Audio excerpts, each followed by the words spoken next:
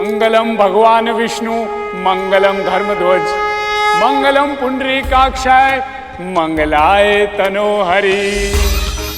परम प्रभु और प्रभु प्रिया के गठबंधन की बेला आई। पाणी ग्रहण है हरि लक्ष्मी का, सबको बहुत बहुत बधाई। इस महाकल्याण का साक्षी बन हर जीव परम सुख पाएगा। पाप कटेंगे और इहलोक के साथ साथ परलोक भी तर कर जाएगा। नारायण नारायण। संसार के सभी विष्णु भक्तों को निमंत्रण दे आओ नारद, और सबसे पहले महादेव और उनके परिवार को। प्रभु मुझे आज्ञा दीजिए कैलाश की ओर प्रस्थान करने के लिए। नारायण नारायण। प्रभु मुझे भी आज्ञा दीजिए। तुम्हें किस लिए करूं? आपके बारात घर को तैयार करना है प्रभु। वो निमंत्रण मिलने के बाद सभी अतिथि आने आरंभ हो जाएंगे ना, तो उनके विश्राम और भोजन आदि की व्यवस्था करनी है, इसीलिए। उसकी चिंता करने की आवश्यकता नहीं है गरुड़।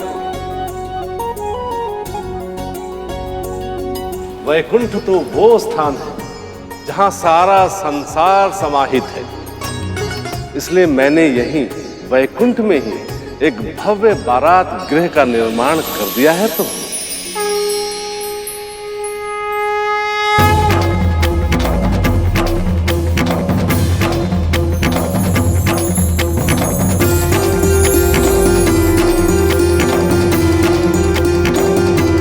बहुत ही सुंदर महल है प्रभु।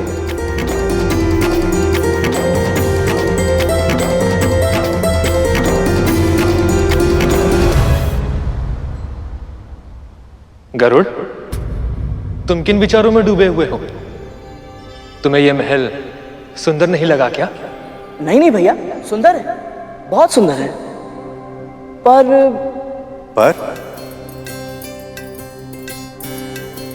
पर प्रभु ये वर का घर नहीं लग रहा।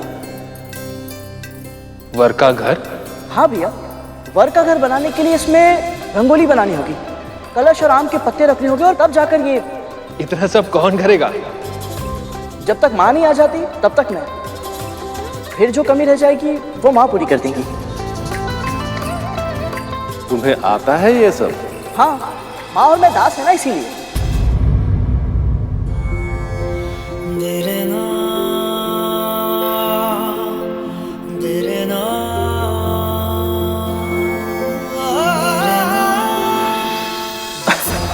देखिए, दास होने का कुछ तो लाभ हो।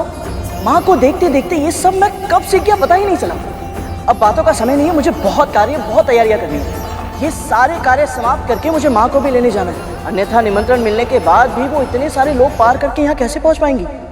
प्रभु मुझे आज्ञा दीजिए, मैं तैयारी करने जाता हूँ। प्रभु मैं इसकी सहायता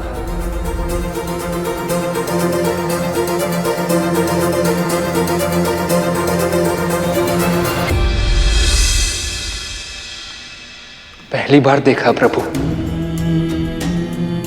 अपने दासत्व के बारे में बात करते समय भी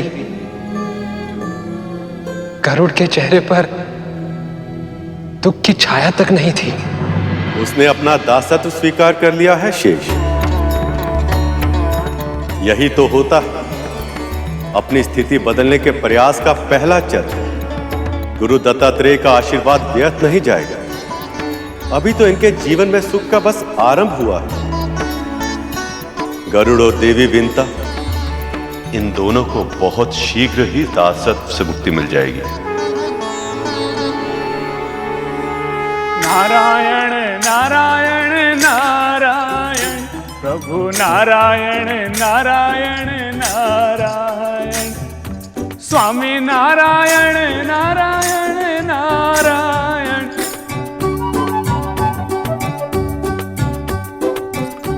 नारायण नारायण। प्रणाम गणपति। प्रणाम मुनिवर। आपके मामा प्रभु विष्णु के विवाह का मेरे मोदक लेकर कहाँ भाग रहे हैं मूषक जी? रुकिए, अभी बताता हूँ आपको। अरे सुनिए तो, रुकिए। इतने बड़े हो गए हैं, तनिक भी दायित्व बोध नहीं है इनको। रुकिए रुकिए मूषक जी। प्रभु विष्णु के विवाह निमंत्रण से अधिक महत्वपूर्ण इनके लिए लड्डू और मूषक हैं। ये उचित नहीं है। ये बात महादेव और माता पार्वती को बतानी होगी। डांट पड़ेगी तभी इन्हें भूल का आभास होगा। नारायण नारायण। कहाँ भागे जा रहे हैं? रुकिए।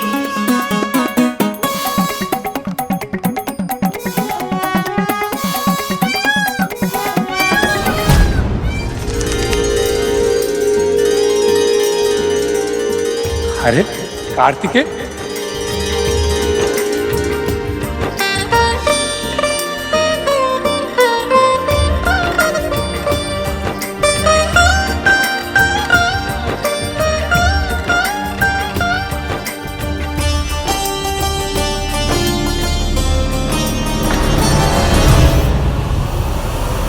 प्रणाम कार्तिकेय। आपके दर्शन करके मन प्रसन्न हो गया। कहिए, क्या आज्ञा है? आज्ञा नहीं, अनुरोध है कार्तिकेय। परम प्रभु और प्रभु प्रिया के गठबंधन की बेला आई। वाणी ग्रहण है हरि लक्ष्मी का। सबको बहुत बहुत बधाई। सपरिवार निमंत्रण देने आया हूँ। आप विशेषकर आमंत्रित हैं। सम्मिलित अवश्य हो, प्रसन्नता बांटे, बस यही अपेक्षित है। नारायण नारायण। आपको अनुरोध करने की कोई आवश्यकता नहीं है मुनिवर, मैं अवश्य आऊंगा। निमंत्रण स्वयं देने के लिए धन्यवाद। केवल निमंत्रण ही देने आए थे मुनिवर, या फिर किसी को डांट पड़वाने की इच्छा भी थी मन में?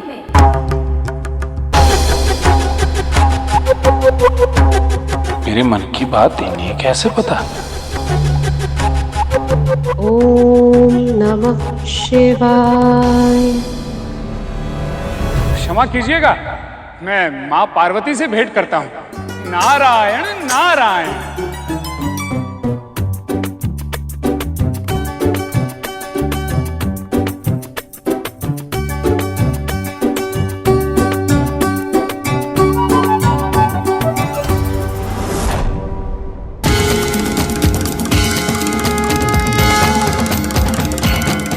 गणेश यहाँ भी? अभी तो कार्तिकेय के साथ थे, तो फिर माँ के साथ कैसे? अरे मुनिवर आप? अब प्रणाम माँ। परम प्रभु और प्रभु प्रिया के गठबंधन की बेला आई। वाणी ग्रहण है हरि लक्ष्मी का। सबको बहुत बहुत बधाई। सपरिवार निमंत्रण देने आया हूँ। आप विशेषकर आमंत्रित हैं। नारायण नारायण।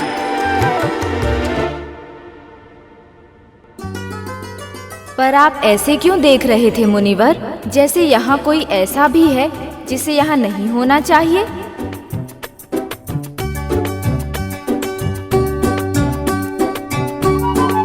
क्या हुआ मुनिवर? क्षमा कीजिएगा माँ। अब मैं महादेव के दर्शन करके आता हूँ। नारायण नारायण।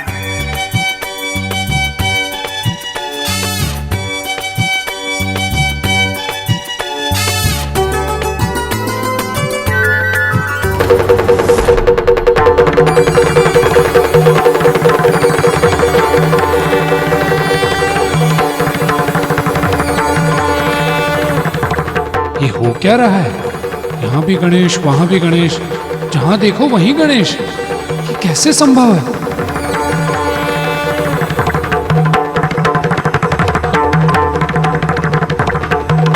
देवर्षि, आप चकित क्यों हैं? अपने पिताश्री के साथ आनंद के कुछ पल तो व्यतीत कर ही सकता हूँ मैं, है ना?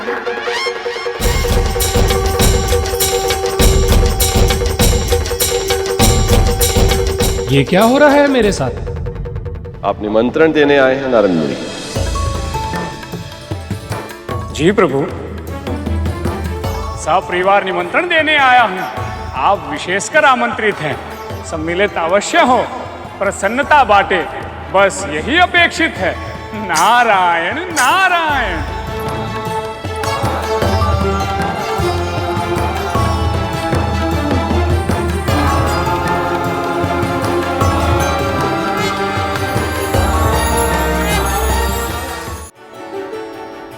मेरे सखा का विवाह हो और हम उपस्थित ना हो, यह संभव नहीं है देवऋषि।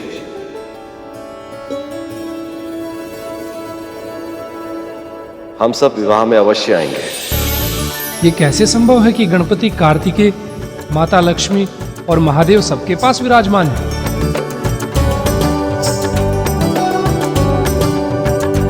इतने हर्ष का अवसर है, परंतु आप किसी विशेष विचार में खोए हुए हैं। बात क्या है मुनिवर? मां, जब से यहां आया हूं मुझे हर ओर गणेश दिखाई दे रहे हैं।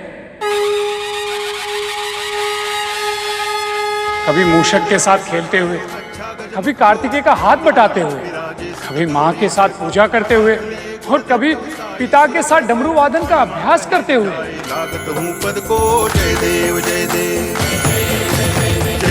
मैं यही सोच रहा हूं कि सभी स्थानों पर गणेश कैसे उपस्थित हैं और इन सब में से वास्तविक गणेश कौन से हैं?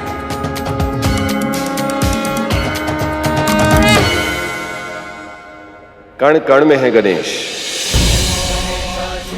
पर ब्रह्म है ये, सर्वव्यापी है, सर्वशक्तिमान है। यदि फिर भी आपको इनके भिन्न दर्शन करने हो तो आप वहां कंदरा में चले जाइए। आपकी सभी इच्छा पूर्ण होगी।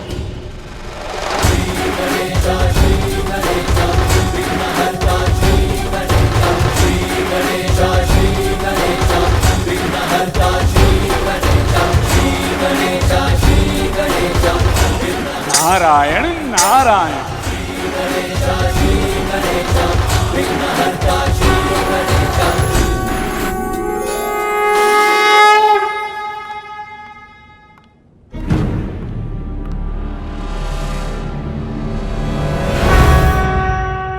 यहाँ भी तो वही गणेश है।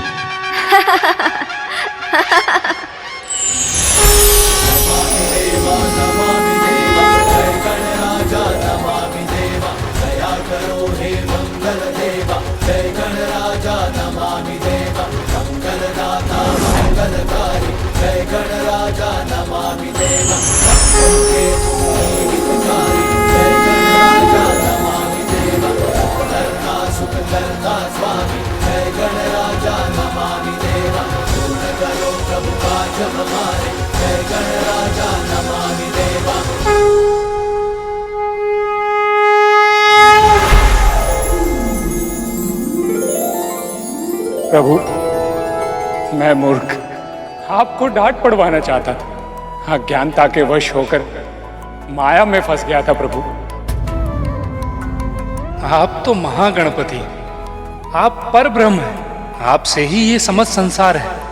आप इस संसार के कण कण में हैं। मुझसे भूल हो गई थी प्रभु, मुझे क्षमा कर दीजिए, क्षमा कर दीजिए प्रभु। देवर्षि नारद, ये क्या कर रहे हैं आप? आप तो मामा श्री के विवाह का निमंत्रण देने आए हैं। हमारे अतिथि हुए आप, और अतिथि का सत्कार ना हो ऐसा कैसे संभव है? लीजिए, ये लड्डू ग्रहण कीजिए।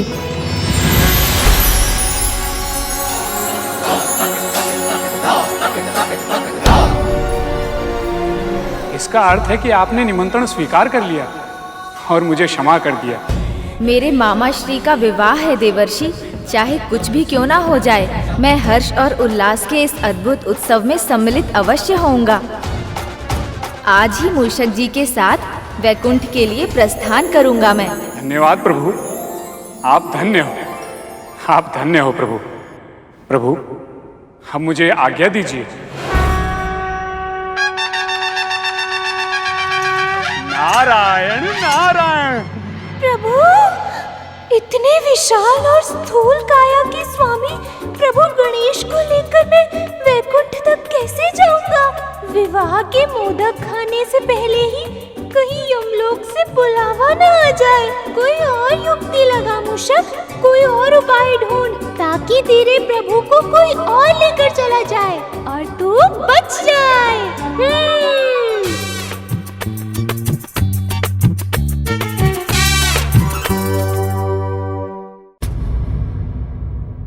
मैं तो कहता हूं हमें इस विवाह का बहिष्कार करना चाहिए मां।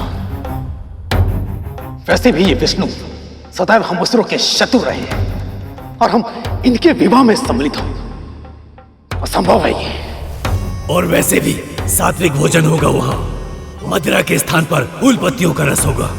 ऐसे फीके और सात्विक भोजन खाने का क्या लाभ है?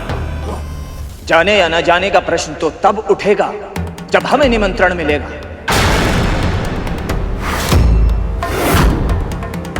क्यों नहीं मिलेगा निमंत्रण? निमंत्रण मिलना चाहिए। अभी अभी संधि हुई है हमारी, इतनी जल्द ऐसा नहीं करेंगे वो। पर देवताओं को निमंत्रण मिले तो बहुत समय बीत गया। महादेव शिवशंकर के परिवार को निमंत्रित करने के बाद सीधा उन्हीं के पास गए थे मुनिवर, और अब तक तो वो सब वैकुंठ भी पहुंच गए होंगे। पर तुम्हें कैसे पता रहा? आपको तो ज्ञात ही है भ्राताश्री, मेरा एक भाग देवताओं के भेद लेने का प्रयास सदैव ही करता रहता है।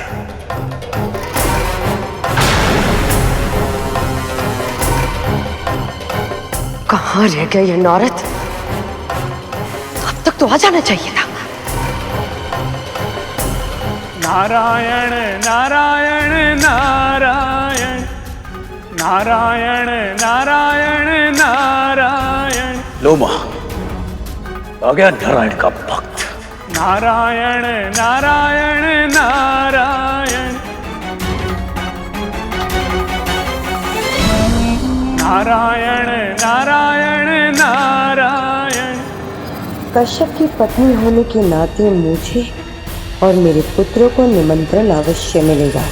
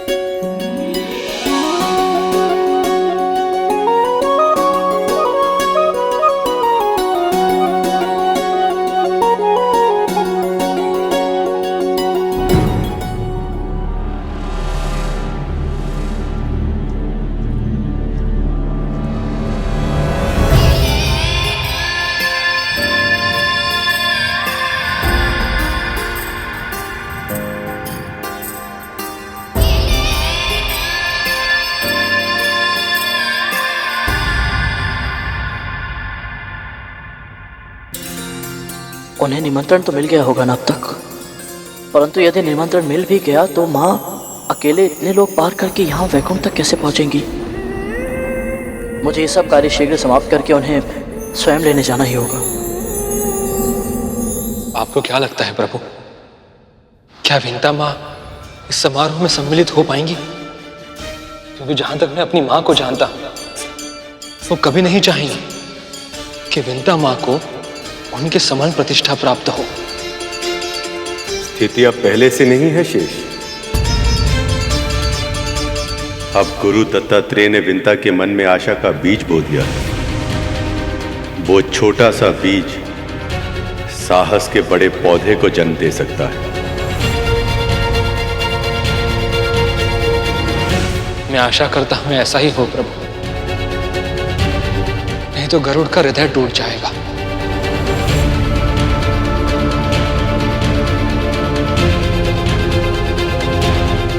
जितना प्रसन्न वो अभी है, उससे अधिक दुखी हो जाएगा।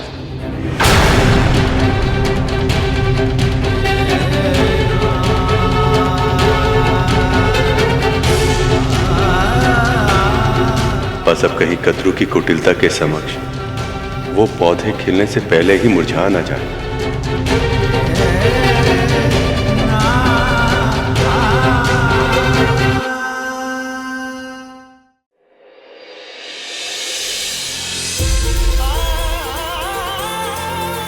बस माँ यहाँ पहुँच जाए तो फिर अपने हाथों के बने लड्डू खिलाऊंगा मैं।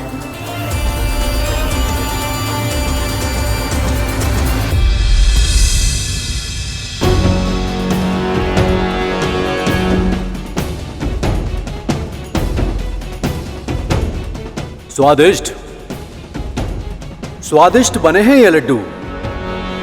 अरे वाह, स्वादिष्ट लड्डू।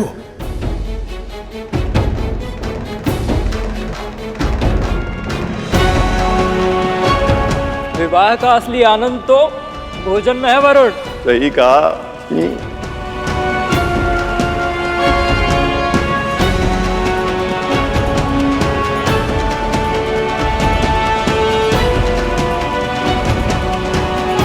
गरुड़, थोड़े और बना दो ना। तुम तो जानते ही हो कि मंथन के बाद कितने थक गए हैं हम। क्यों देवताओं? सही कहा देवराज। अभी बना दो देवराज।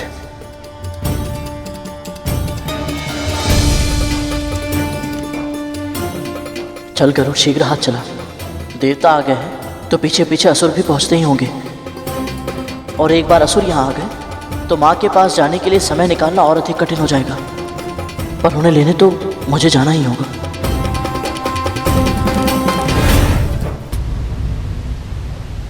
नारायण नारायण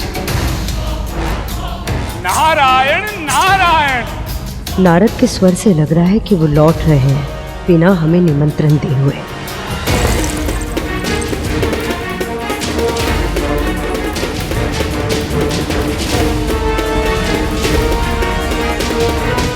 नारायण नारायण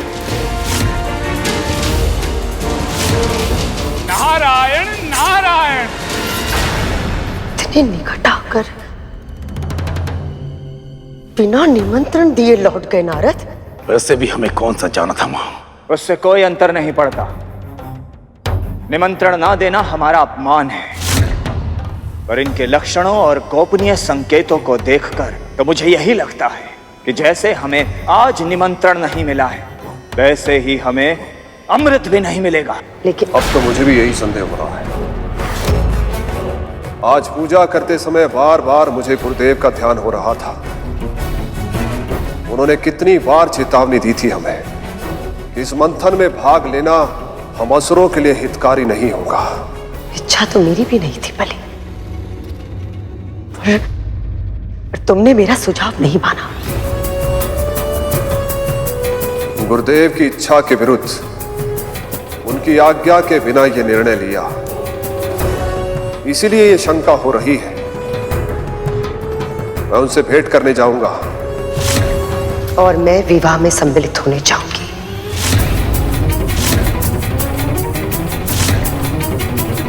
महर्षि कश्यप की पत्नी होने के नाते बिना निमंत्रण जाने का अधिकार है मेरा। और वैसे भी हम में से किसी एक को तो वहां पर होना चाहिए जो उनकी गतिविधियों पर दृष्टि रख सके। मुझे पूरा विश्वास है कि अदिति दीदी नियमों का उल्लंघन नहीं करेगी, पर कदरू ऐसे किसी भी अवसर को अपने हाथों से जाने नहीं दे सकती जिसमें उसके पुत्रों का हित हो, फिर चाहे उसे नैतिक अनैतिक कोई भी मार्ग क्यों ना अपनाना पड़े। और वो विंता का पुत्र गरुड़, वो भी तो विष्णु के बहुत निकट आ गया है। मैं नहीं चाहती कि ये सब कोई योजना बनाकर हमारे साथ छल कर दे और अमृत पाने का अधिकार हमसे छीन ले।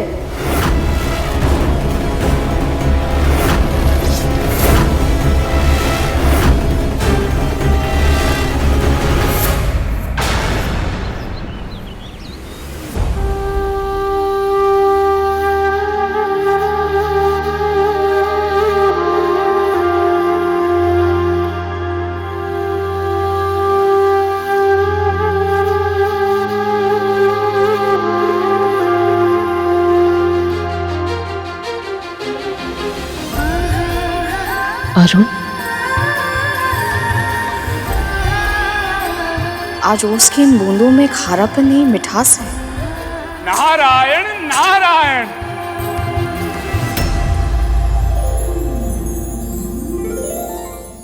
नारद मुनि इतनी प्रातःकाल यहाँ क्यों आए हैं? मुनिवर, आप? पुत्र इतने समय बाद अपनी माँ को सुखी देखता है तो उसकी आंखों में आंसू तो आते हैं, पर प्रसन्नता के।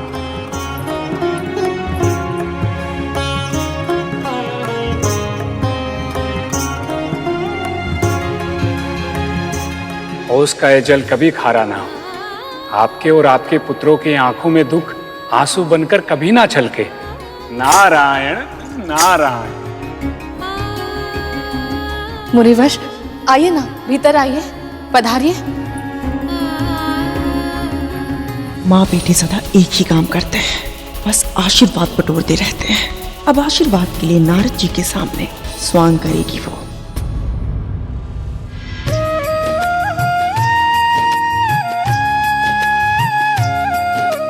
मुझे शीघ्रता पूर्वक तैयार होकर मामा श्री विष्णु के विवाह के लिए निकलना है।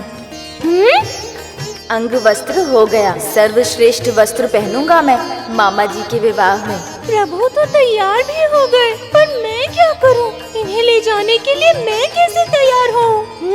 प्रभु, आमंत्रण तो सपरिवार आने के लिए था ना? आप अकेले जाएंगे तो अच्छा नहीं लगेगा। आपको कार्तिकेय भैया के साथ जाना चाहिए ना? बात तो सही कह रहे हैं आप, और मयूर जी पर पहुंचूंगा भी शीघ्र।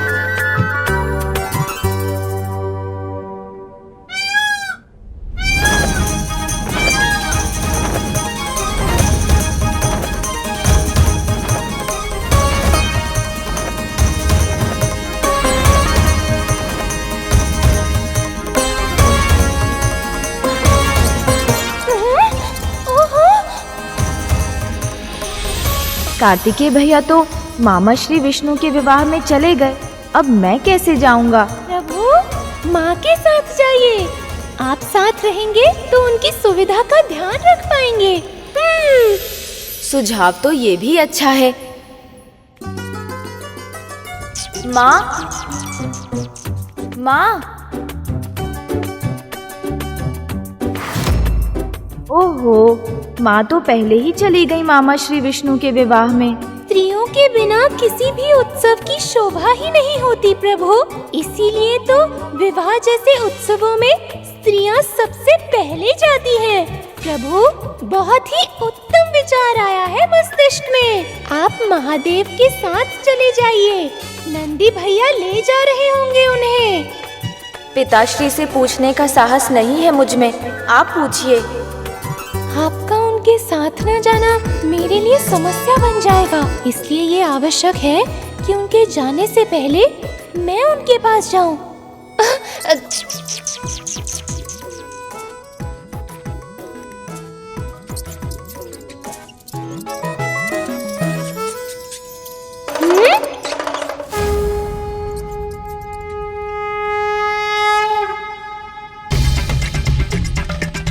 चलिए प्रभु।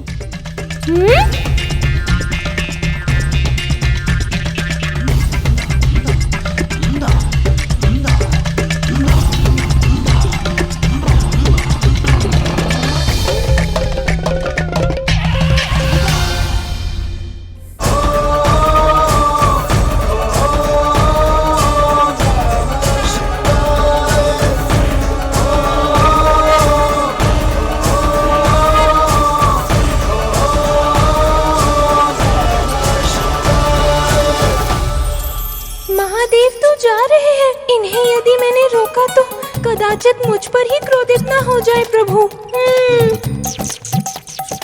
प्रभु, क्या हुआ मूषक जी? पूछा पिताश्री से? नहीं प्रभु, साहस ही नहीं हुआ। सब जा चुके हैं मामा श्री विष्णु के विवाह के लिए, अब हमें भी चलना चाहिए मूषक जी। प्रभु, अब मुझे ही आपको मामा श्री विष्णु के विवाह में ले जाना पड़ेगा। आप गरुड़ के बारे में जानने के लिए व्याकुल है ना? अपने सेवा भाव के बल से आपका पुत्र कुछ ऐसे असंभव कार्य करने में सफल रहा है कि वो प्रभु का बहुत ही प्रिय बन गया है।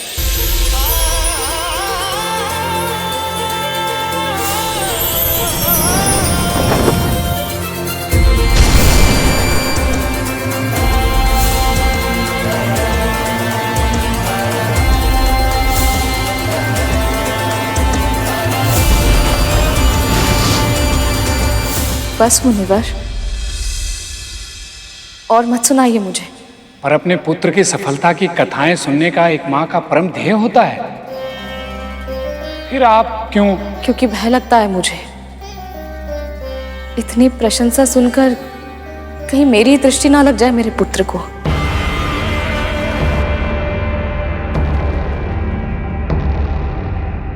अपने मन से भ्रम निकाल दीजिए देवी विंता। आपके कारण आपके दोनों पुत्रों का कोई अहित अब नहीं कर पाएगा।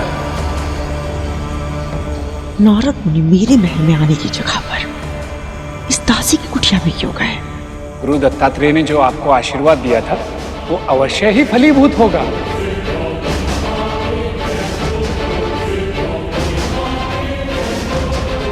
समय आ गया है और मुझे पूरा विश्वास है आप शीघ्र ही अपनी दास्ता से मुक्त होंगी।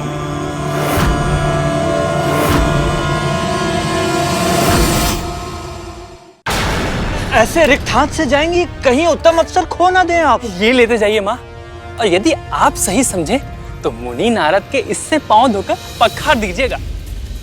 आप तो जानती ही हैं कि ऋषि मुनि ऐसी साधारण बातों से प्रसन्न हो जाते हैं। अब सोचने में समय व्यर्थ मत कीजिए, या तो ये कार्य विंता माता करती हैं, नहीं तो करूर।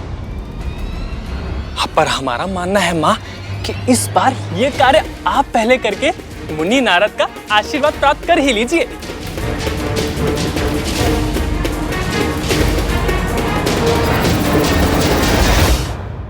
ये हुई ना बात। अब तुम दोनों बिल्कुल मेरी तरह सोच रहे हो।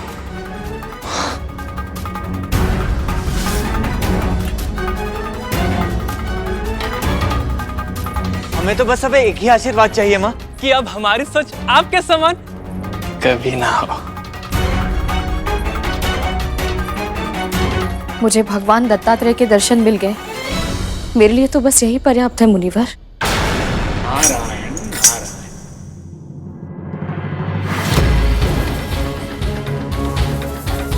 ये तो नारद मुनि से भी यही कह रही है कि इसके लिए दत्तात्रेय के दर्शन ही पर्याप्त है और इनसे असत्य तो कभी नहीं बोलेगी।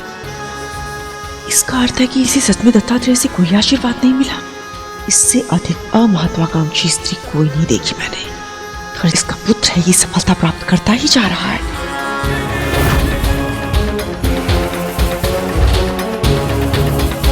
प्रणाम मुनिवर।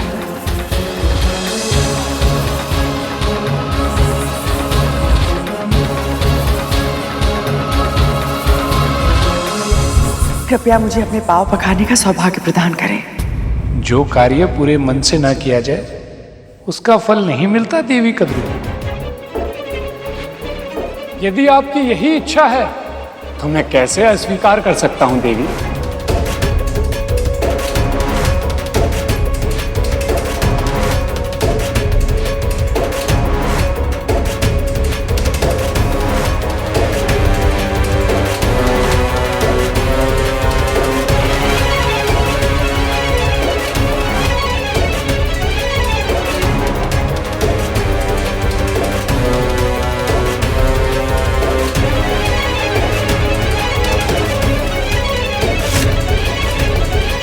ये आपके मुख पर धब्बा कैसा है देवी?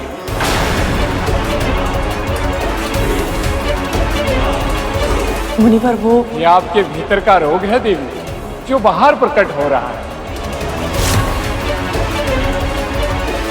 कृपया अपने मन की शुद्धता पर ध्यान दीजिए। नारायण नारायण। नारद मुनि ऐसा क्यों बोल रहे हैं? कहीं विंता ने इन्हें मेरे विरुद्ध तो नहीं कर दिया है?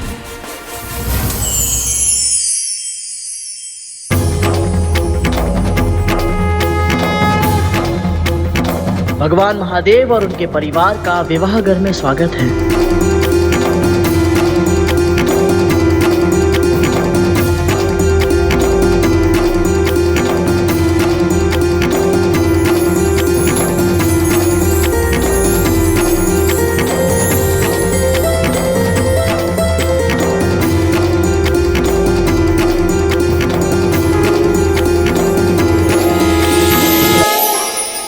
महादेव, देवी पार्वती, आप सबका बहुत बहुत स्वागत है। महादेव, आपके सखा को अपने सखा की बहुत आवश्यकता थी। जब तक मित्र और आत्मीय जन अपनी प्रसन्नता में सम्मिलित ना हो, प्रसन्नता चाहे कितनी भी अपार क्यों ना हो, कुछ कमी रह जाती है। इस शुभ समय की प्रतीक्षा समस्त जगत को ही नहीं, मुझे भी थी सखा।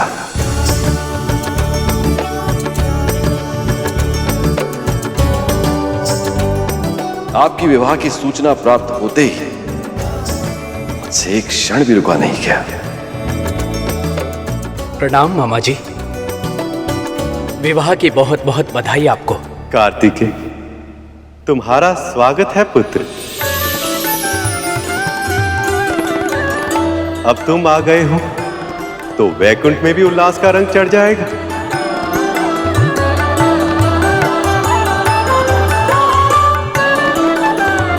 परंतु कार्तिकेय भैया, प्रभु गणपति दिखाई नहीं दे रहे। उत्साहित तो वो भी बहुत था गरुड़, आता ही होगा।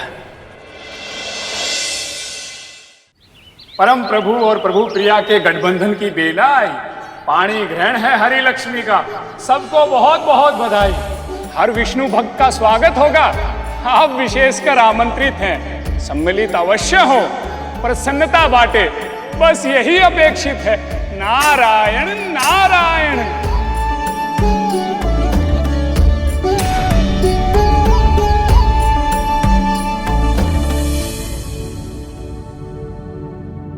इतने शुभ अवसर पर आंसू क्यों बहा रही हो तुम?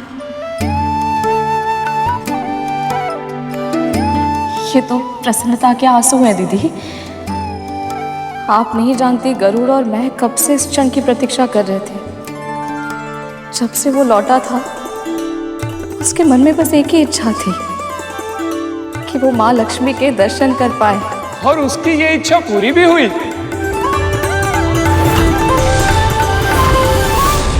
अपितु सत्य तो ये है कि प्रभु और मां को मिलाने में गरुड़ ने महत्वपूर्ण भूमिका निभाई है।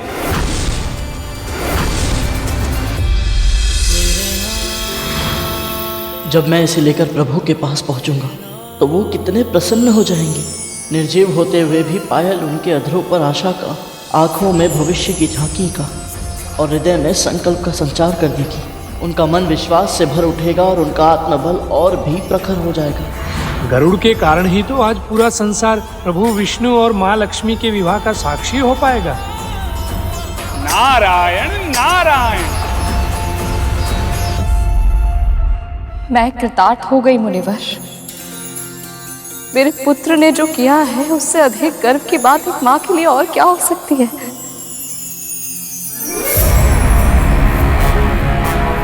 माँ लक्ष्मी के पाँव में पायल पहनाने में सहायता किया। माँ के पाँव में तो शुभता और सुख होता है। कितना भाग्यवान है ना गरुड़। मूर्खों, भाग्यवान नहीं भाग्यहीन है। हमने अपना सारा समय उस बुढ़े के ध्यान में व्यतीत कर दिया और उस बुढ़े ने हमें जाने से पहले आशीर्वाद भी नहीं दिया। वही समय हमें मंथन में देना चाहिए था। मूर्ख कहेंगे।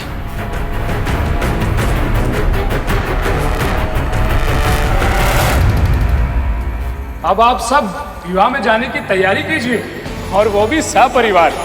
मैं चलता हूं। नारायण नारायण। गरुड़ के कारण मुझे परम पिता, परम प्रभु नारायण और माँ लक्ष्मी के दर्शन होंगे और मैं अपने पुत्र अरुण से भी मिल पाऊंगी। भूल मत, ये तू एक दासी है विंता, और दासी अपनी स्वामिनी की आज्ञा के बिना कहीं नहीं जा सकती है। ठीक है, मैं भी देखती हूं तू कैसे विवाह में जाएगी।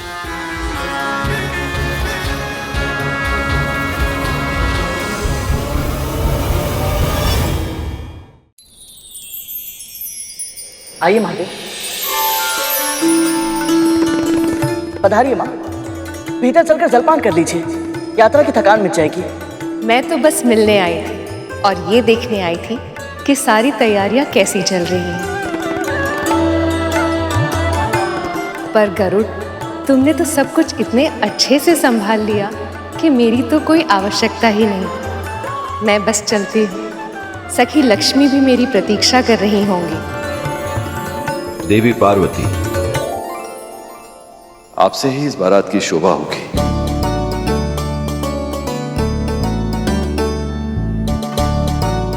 आप कहाँ जा रही हो?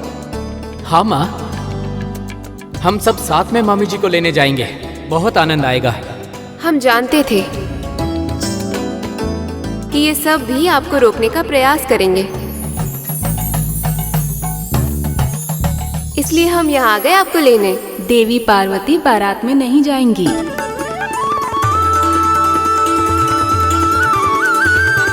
बल्कि उसका स्वागत करेंगी।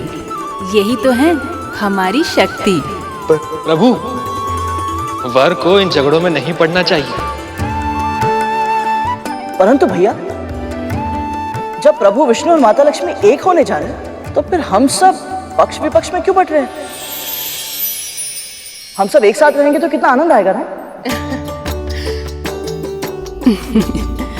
लगता है इससे पहले आपने कोई विवाह होते हुए नहीं देखा गरुड़।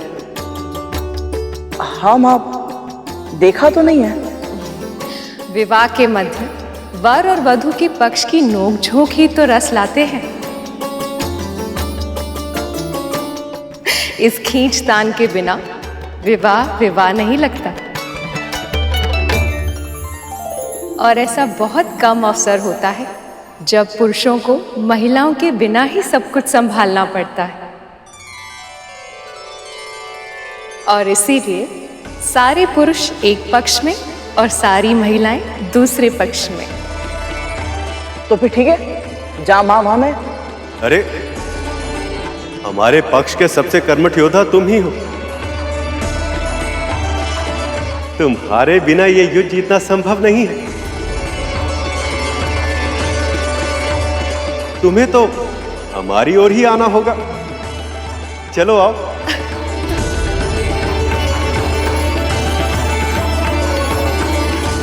माता पिता के झगड़े में हानि तो संतान की ही होती है। मुझे परमपिता के साथ रहने का सौभाग्य मिलेगा, पर ना तो मैं माता लक्ष्मी से मिल पाऊंगा और ना ही अपनी माँ से।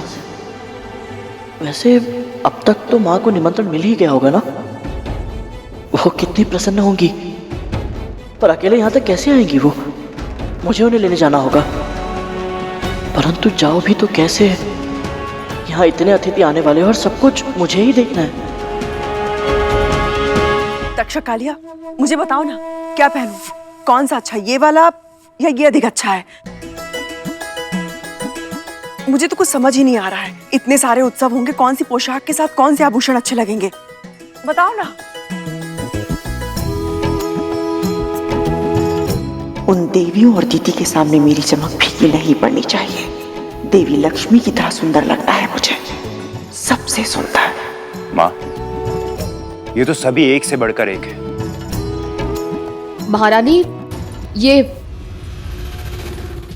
रख दे इसे यहाँ। मैं वहीं जाके निर्णय लूंगी कि मुझे कब क्या पहनना है। मेरी अनुपस्थिति में मेरे पुत्रों का ध्यान रखना। और हाँ, इस महल को भी, इस महल की कुंजी, मेरे महल का भी ध्यान रखना।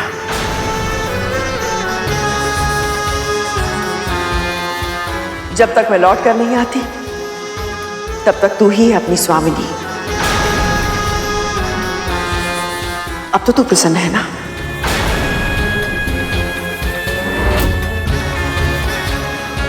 अर्थात प्रभु विष्णु और माँ लक्ष्मी के विवाह में मैं चाहकर भी नहीं जा पाऊंगी।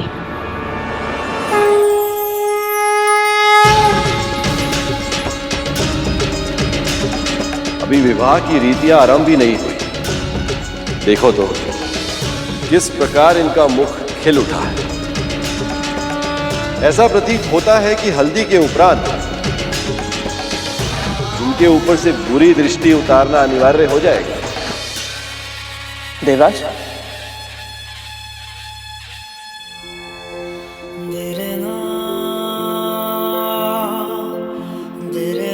सत्य गरुड़, बहुत श्रम कर रहे हो तुम। तुम्हारी भक्ति और निष्ठा देखकर मन प्रसन्न हो उठा है। गरुड़, एक और मिलेगा? बस अभी लाया भैया। रुको गरुड़, जाओ अपनी मां को ले आओ। मैं जानता हूं कि तुम यहां रहकर सेवा करना चाहते हो, पर तुम्हारा मन यहां होकर भी यहां रह नहीं पाएगा। इसलिए जाओ, देवी विंता को पहले लक्ष्मी निवास में छोड़ा, तब यहां आ जाना। पर अवश्य जाना करो, नहीं तो हमारा पक्ष खेल आरंभ होने से पूर्ण ही पराजित हो जाएगा। बस अभी गया और अभी आया प्रभु।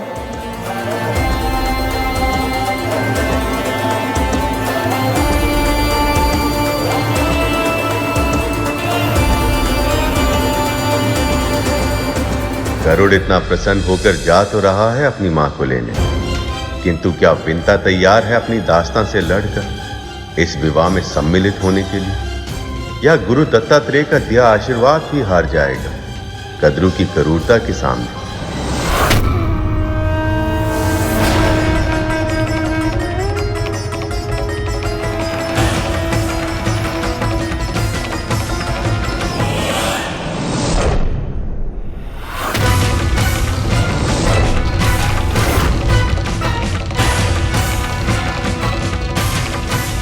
यही तो है वो आत्मविश्वास जिसकी चर्चा भगवान दत्तात्रेय ने की। आप ऐसा कैसे कर सकती हैं? सदैव मैंने यही इच्छा की है कि आपका हित हो। सदैव नारायण से आपकी भलाई का आशीर्वाद ही मांगा है मैंने। पर आप मेरा सुख तनिक भी नहीं देख सकती ना। ये नारायण का विवाह है दीदी, मेरे प्रभु श्री विष्णु का विवाह, और निमंत्रण भेजकर भगवान ने स्वयं अपने भक्त को पुकारा है। आज तो आप चाहकर भी मुझे नहीं रोक सकती।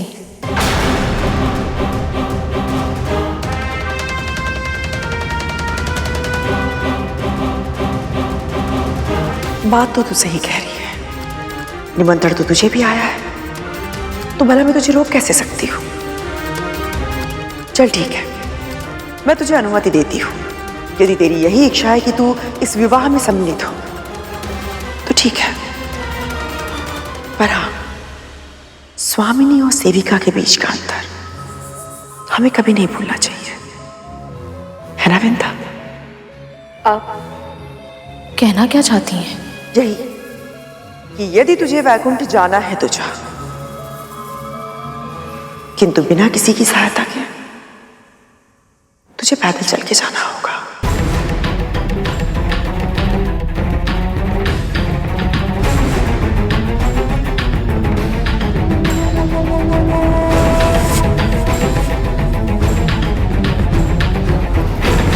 देखा भैया, क्या चाल चली है माँ ने? ना कहा भी नहीं और कह भी दिया। महारानी,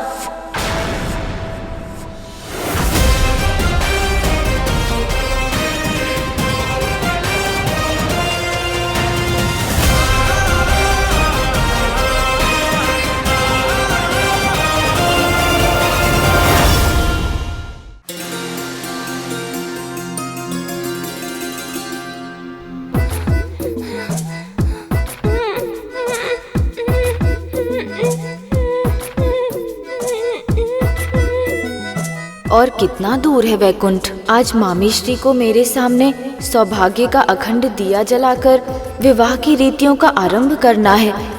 यदि मैं ही समय पर नहीं पहुंचा तो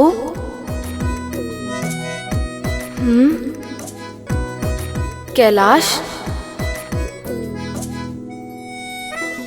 इसका अर्थ है कि अभी बस मुख्य द्वार से बाहर ही निकल पाए हैं हम। यदि हम इतनी ही मंद गति से चलते रहे तो मेरे पहुंचने से पहले ही विवाह संपन्न हो जाएगा। मूषक जी, क्या कर रहे हैं आप? शीघ्र चलिए ना। जी प्रभु। यदि मैं थोड़ी देर और ऐसे ही चलता रहा तो प्रभु वैकुंठ पहुँचे या ना पहुँचे, मेरे प्राण पखेरु उड़कर वैकुंठ अवश्य पहुँच जाएंगे। अरे मूषक, कुछ तो युक्ति लगा। आपका अनुमान भी आप क्या कह रही हैं? शांत हो जाओ पुत्र, क्या कर रहा है? कैसे शांत हो जाऊं माँ? इतनी अन्याय की बात सुनकर कैसे शांत हो सकता हूं मैं?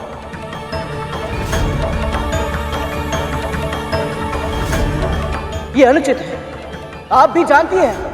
कुछ दिन तू प्रभु विष्णु के साथ समय क्या बिता कर आया? भूल गया क्या कि तू अब भी मेरा दास है? भूला नहीं महारानी, चाहूं तो भी एक क्षण के लिए भी नहीं भूल सकता। और फिर भी तेरे में इतना साहस कि तू मेरी मां के निर्णय पर प्रश्न उठाए? क्योंकि वो निर्णय नहीं, अत्याचार है पुत्र।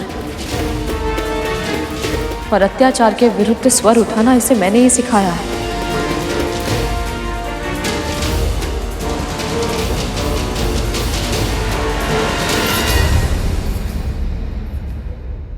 दास तो दास, अब तो दासी मां के भी सुर बदलने लगे। देखा मां, जब से दत्तात्रेय आए तब से इनमें कितना परिवर्तन आ गया। यदि सत्य को बिना किसी हिचक के निडर होकर कह देना सुर बदलना है तो हाँ, सुर बदल गए हैं मेरे।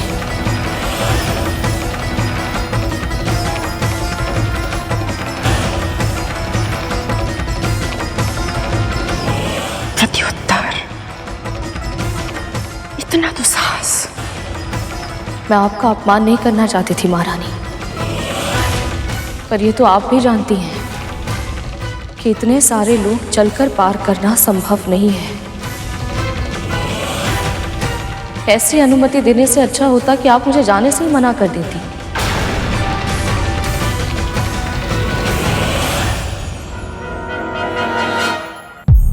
एक बार फिर प्रभु, वही हुआ जिसका मुझे भय था। मेरी मां ने अपनी संकुचित सोच से विंता मां का अधिकार छीन लिया।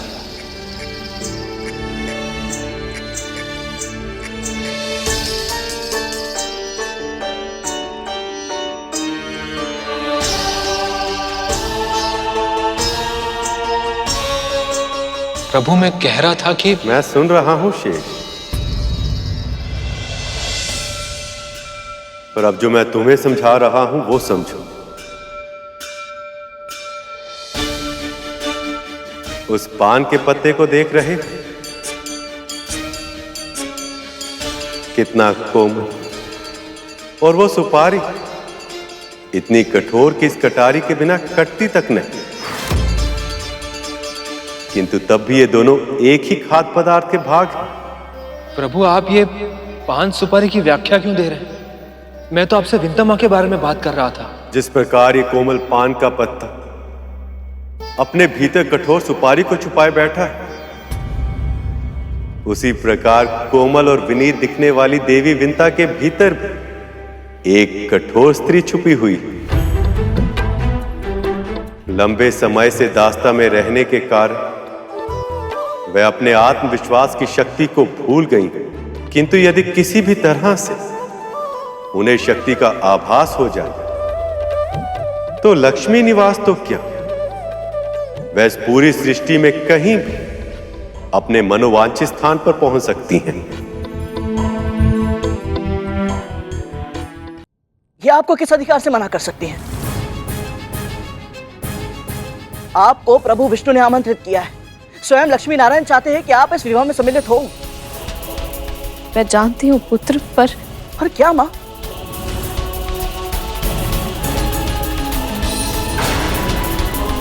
मैं देखता हूं कौन रोकता है मुझे। मैं रोकूंगी तुझे।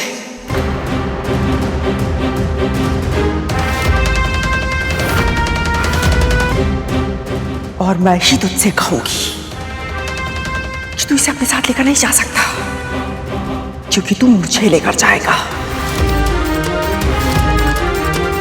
मत भूल करो कि आज भी तू मेरा दास है, और धर्म के अनुसार तेरे किसी व्यक्तिगत कार्य से अधिक महत्वपूर्ण है मेरी सेवा। इसीलिए विवाह स्थल पर तू मुझे लेकर जाएगा, मां की इस दासी को। महारानी, ये केवल आपकी दासी नहीं, मेरी मां भी है। तू मुझे क्रूर, अत्याचारी, अन्यायी कुछ भी कहकर पुकार, मुझे कोई अंतर नहीं पड़ता है बिंता।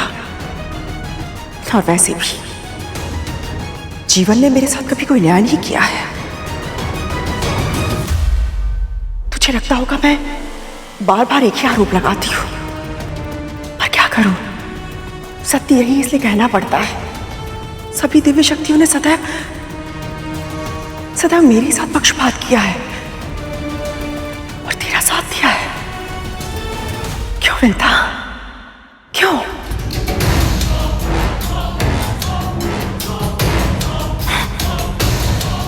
और अब तो भगवान दत्तात्रेय ने भी इस बात को सिद्ध कर दिया है। आशीर्वाद देना तो दूर, उन्होंने मुझे दर्शन तक नहीं दिए। ऐसा क्या है तुझमें जो मुझ में नहीं है? बताना।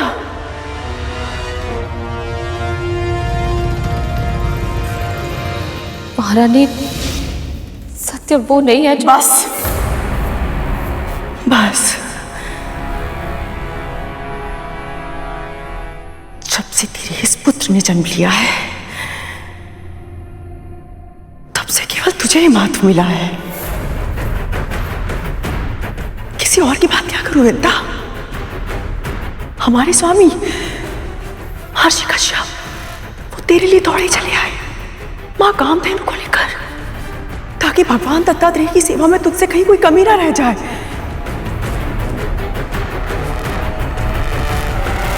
तू स्वयं बता विंता, यदि तेरे स्थान पर मैं होती तो क्या स्वामी तब भी ऐसा करते? नहीं ना?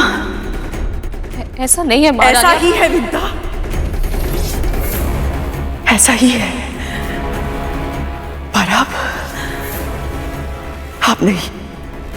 तुझे कब कब मुझसे अधिक महत्व मिला है, ये समझने और समझाने का ना तो मेरे पास समय है और ना ही मुझे अपनी ऊर्जा नष्ट करनी है।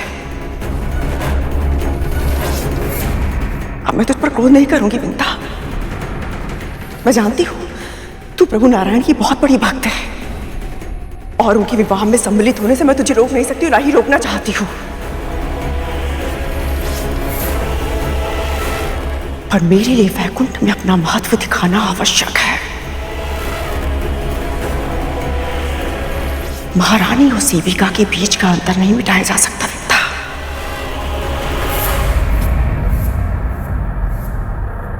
तू स्वयं मुझे बता, इस गरुड़ को अपने साथ किसे लेकर जाना चाहिए, तुझे या मुझे?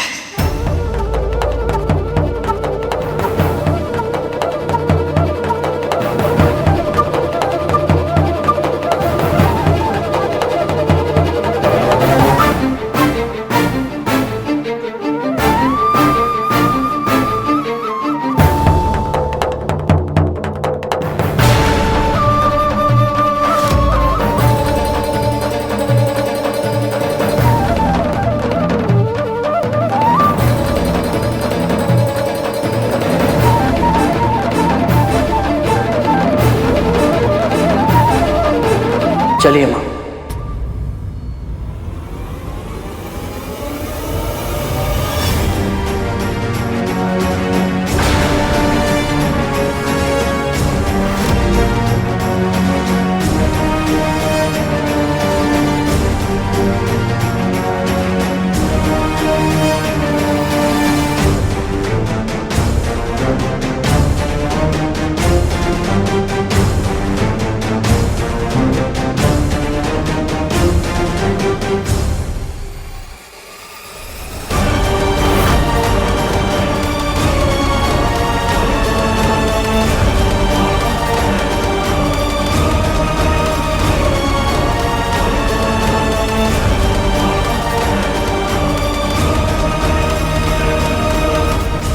भक्तों की पीड़ा स्वयं की पीड़ा से अधिक असहनीय होती है। और यहाँ तो मेरे दो भक्त दुखी हैं, किंतु अब और नहीं। समय आ गया कि अंत हो सभी अत्याचार का।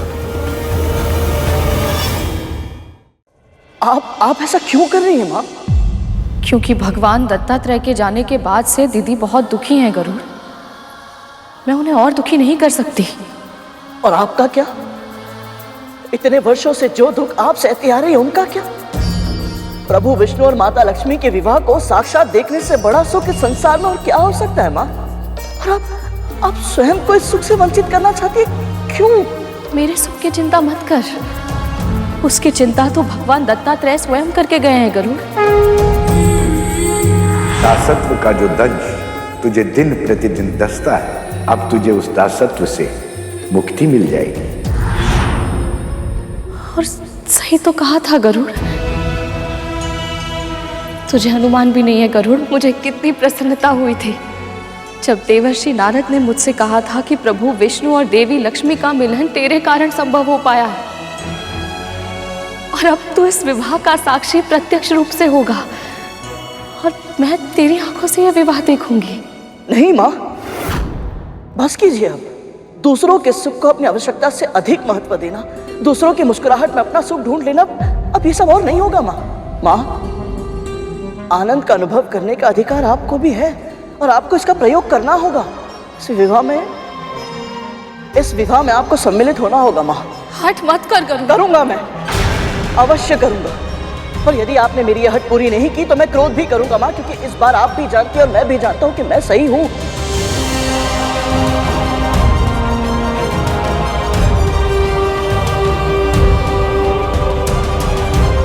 स्मरण है आपको?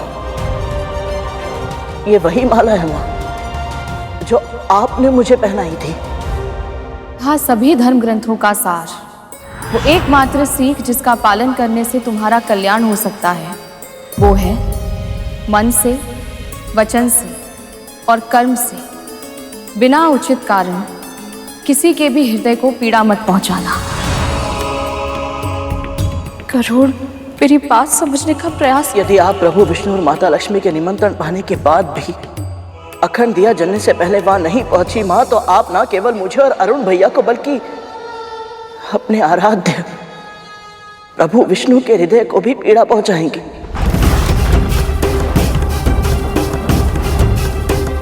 बोलिए माँ, क्या आप अपने दिए संस्कारों को स्वयं ही तोड़ना चाहती हैं?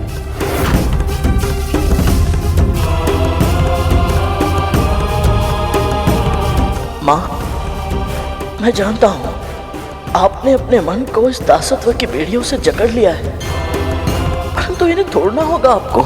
इन बेड़ियों से स्वयं को मुक्त करना होगा।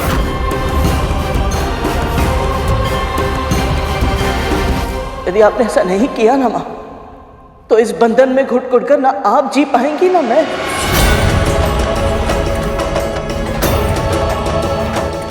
गरुड़,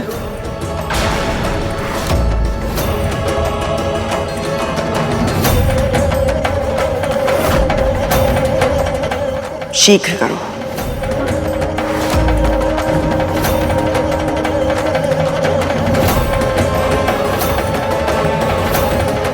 वहां आपकी प्रतीक्षा होगी मां, न केवल मुझे बल्कि लक्ष्मी नारायण को भी। आपको वहां आना होगा मां। अखंड दिया जलने से पहले पहुंचना होगा आपको।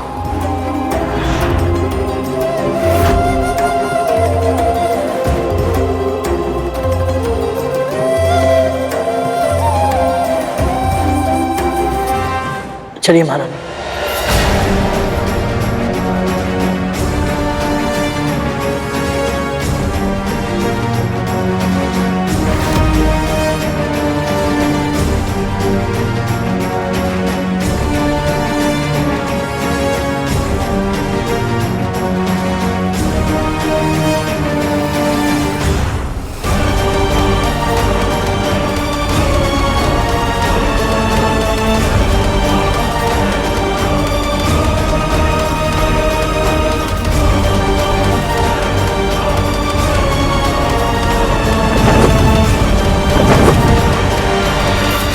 कह तो दिया मैं वहां पहुंच जाऊं,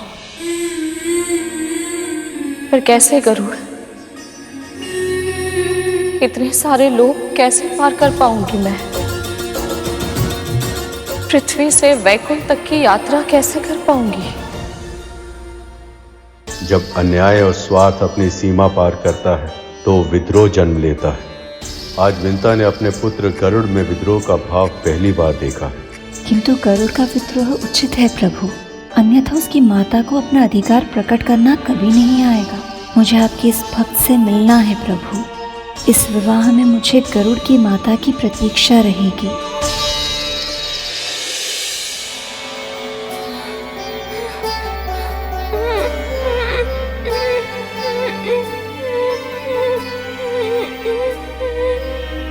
और कितना दूर है वैकुंठ? आज मामी श्री को मेरे सामने सौभाग्य का अखंड दिया जलाकर विवाह की रीतियों का आरंभ करना है। यदि मैं ही समय पर नहीं पहुंचा तो?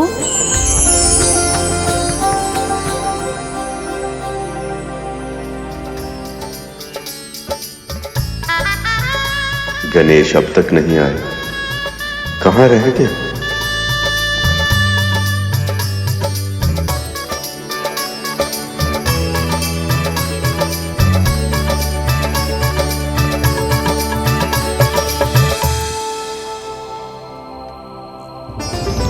कार्तिकेय, लक्ष्मी के दिए जलाने का समय हो गया है, पर गणपति अब भी कहीं दिखाई नहीं दे रहे। अरे वाह मामा जी, आप तन से भले ही यहां पर हैं, परंतु मन से मामी जी के पास ही है। अब चिंता मत कीजिए, गणेश आपके विवाह के बारे में सुनकर बहुत उत्साहित है। वो समय से पहले ही यहां पर आ जाएगा। आप बस इन क्षणों का आनंद उठाइए। उचित कहा कार्तिकेय, और वैसे भी एक बार आपका विवाह हो जाएगा सखा, तो आप फिर से मंथन के कार्य में व्यस्त हो जाएंगे। फिर कहाँ अवसर मिलेगा आपको इस प्रकार हमारे साथ संगीत सुनने का? लक्ष्मी, इस समय क्या कर रही हो?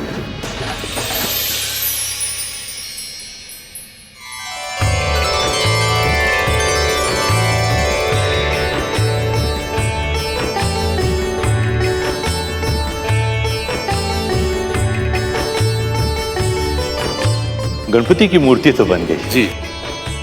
देवी, लक्ष्मी के सारे वस्त्र और आभूषण हो गए हैं। उनके सखियों के निवास, श्यामा जी के प्रबंध वो भी हो गए हैं। अति उत्तम। और मीठे में मोदक के साथ साथ बादाम का हलवा, मेवे के पेड़े और... अरे आप धैर्य रखिए, सब हो गया। हो गए? लेकिन आपने इतने शीघ्रता से कैसे कर लिया? आप भूल रहे हैं पिताजी, आपकी पुत्री लक्ष्मी है, और जो मैं चाहती हूँ उसे होने में कितनी देर लगेगी भला? यह अनुचित है पुत्री। मैं समझी नहीं। अपनी पुत्री का विवाह करना मेरा कर्तव्य ही नहीं, स्वप्न भी है। इसलिए सभी कार्य मैं स्वयं करूंगा, अपने प्रयासों से। आप बस बैठे रहिए और इन क्षणों को अपनी स्मृति में भर लीजिए। और पिताजी? अपने पिता का कहा नहीं मानोगी?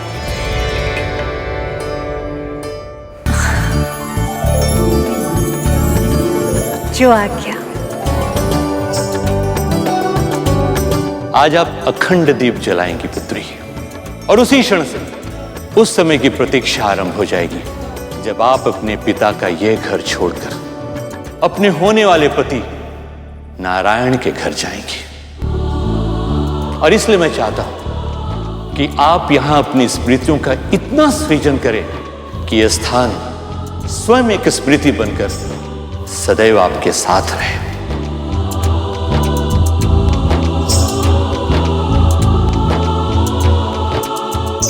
पुत्री, मैं अभी आया।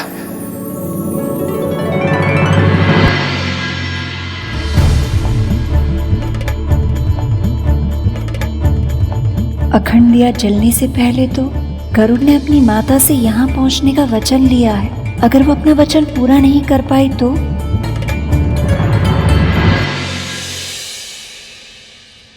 किसकी प्रतीक्षा कर रही हैं सखी?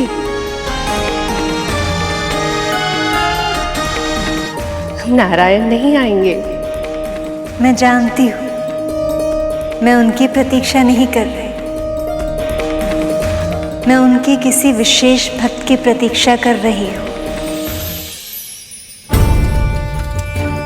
आपको वहां आना होगा माँ। अखंड दिया जलने से पहले पहुंचना होगा आपको। गरुड़, तेरी और प्रभु नारायण की इच्छा है कि मैं विवाह में आऊं, किंतु मेरी भी विवशता है।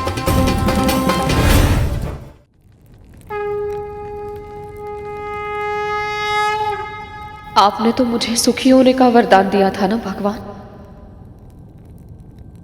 मेरे भाग्य में इतना ही सुख लिखा था। ऐसा नहीं है विमाता।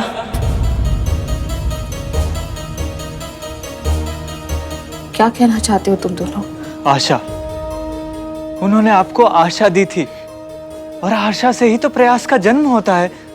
हाँ विमाता, आप बस सच्चे मन से पूरे श्रद्धा भक्ति भाव से प्रार्थना कीजिए और फिर देखिएगा, आपका विश्वास अवश्य आपको हर उस स्थान पर ले जाएगा जहां आप जाना चाहती हैं।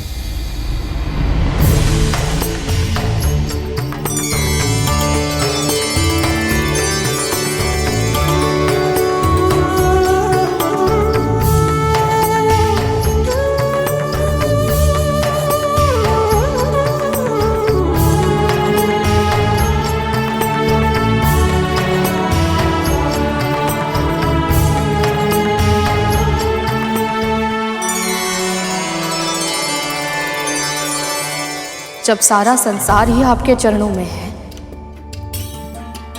तो ये 7 लोग अवरोध कैसे बन सकते हैं? और आपने मुझे निमंत्रण भिजवाया था ना। इसका अर्थ ये है कि आपकी इच्छा है कि मैं आपके विवाह में सम्मिलित हूं, और प्रभु आपकी इच्छा का उल्लंघन करने का सामर्थ्य कद्रू दीदी तो क्या, इस संसार के किसी भी प्राणी में नहीं हो सकता।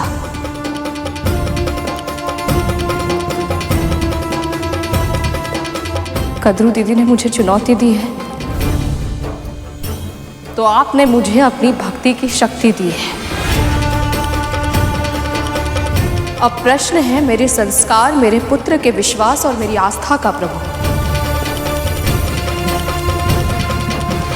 यदि मेरी आस्था दृढ़ है, यदि मेरी भक्ति और श्रद्धा में तनिक भी सच्चाई है,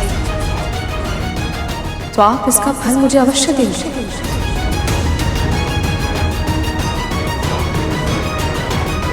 आप स्वयं मुझे पहुंचाएंगे मां लक्ष्मी तक।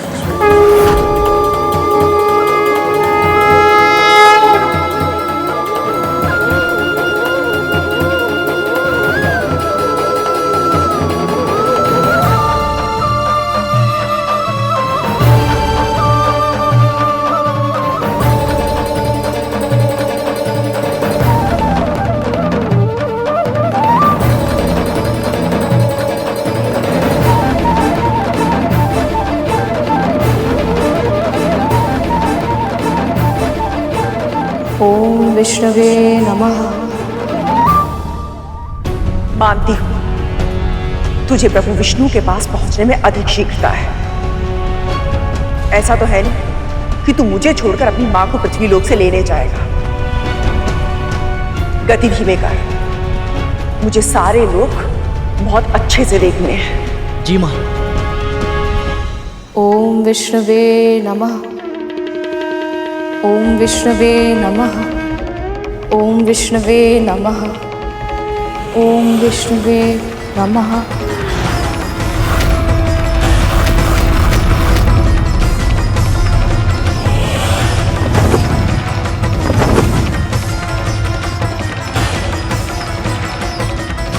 स्वर्गलोक आ गया। ओम विष्णवे नमः।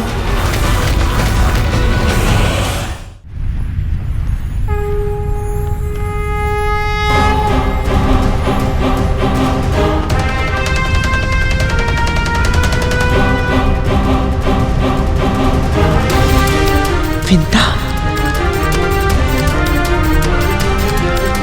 ये यहाँ कैसे आ गई? माँ यहाँ? ये कैसे संभव है?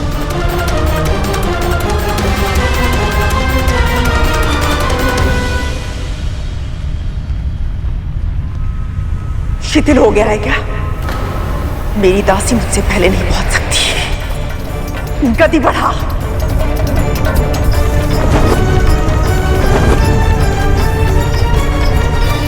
ओम विष्णवे नमः। ओम विष्णवे नमः। ओम विष्णवे नमः।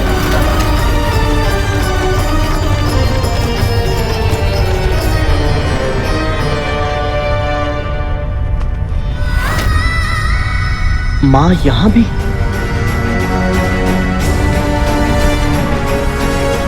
ओम विष्णवे नमः। ओम विष्णवे नमः। ओम विष्णवे नमः।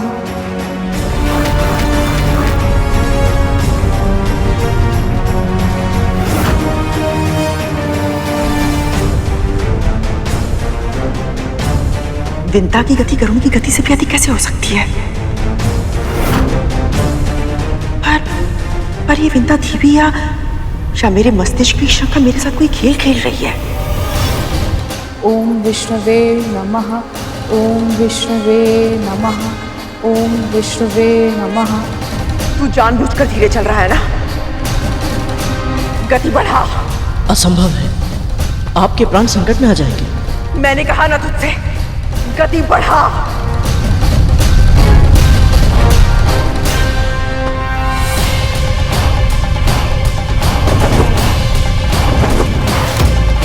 ओम विष्णवे नमः। ओम विष्णवे नमः। ओम विष्णवे नमः। ओम विष्णवे नमः। भगवान दत्तात्रेय की महिमा अपरंपार है। हाँ तू विंता माँ के पास ये शक्ति तो उनके आशीर्वाद के बिना आ ही नहीं सकती थी। भगवान दत्तात्रेय की, भगवान दत्तात्रेय की।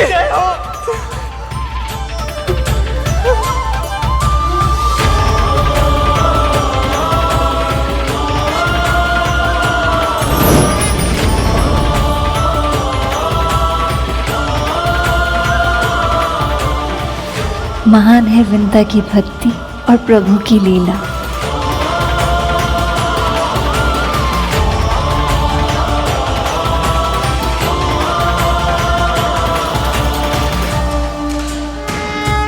ये तो माँ लक्ष्मी का निवास स्थान है।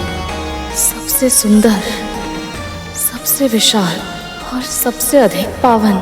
यहाँ तक आ गई? नहीं नहीं, मुझे इतने पवित्र स्थान पर प्रवेश करने का कोई अधिकार नहीं हो सकता।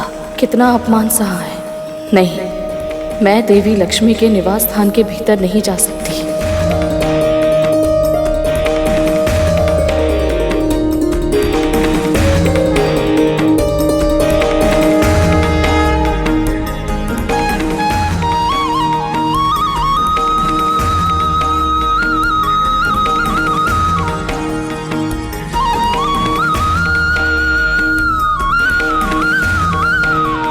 गरुड़ की माँ,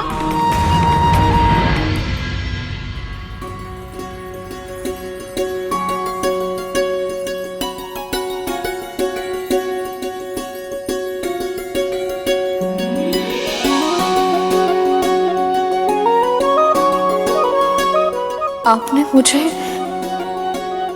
गरुड़ की माँ कह के पुकारा? मैं देवराज इंद्र की पत्नी हूँ, शची। और मैं रंभा। भीतर चलिए ना। देवी लक्ष्मी कब से आपकी प्रतीक्षा कर रही हैं।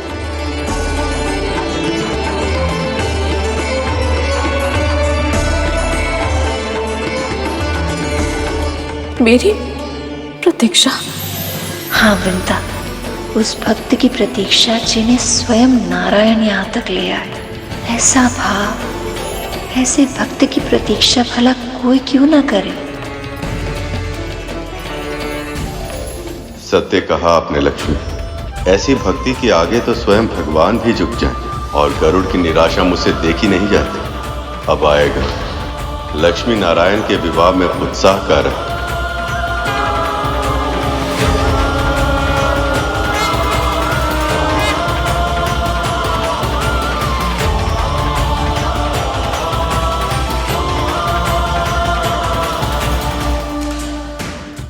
मैं देवराज इंद्र की पत्नी हूँ, शची।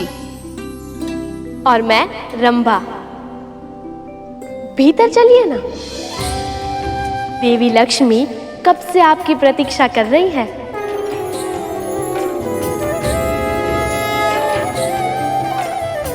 पर मैं कैसे?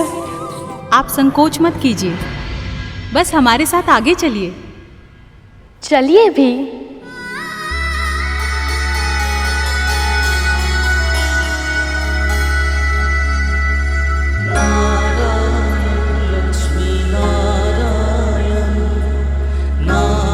माँ लक्ष्मी के निवास स्थान के दर्शन करने का सौभाग्य मिल रहा है मुझे।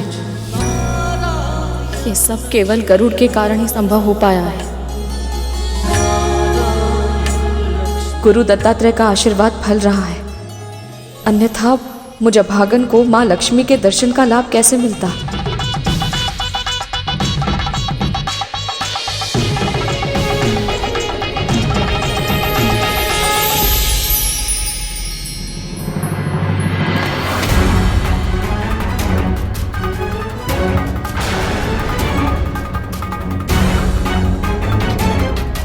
माँ,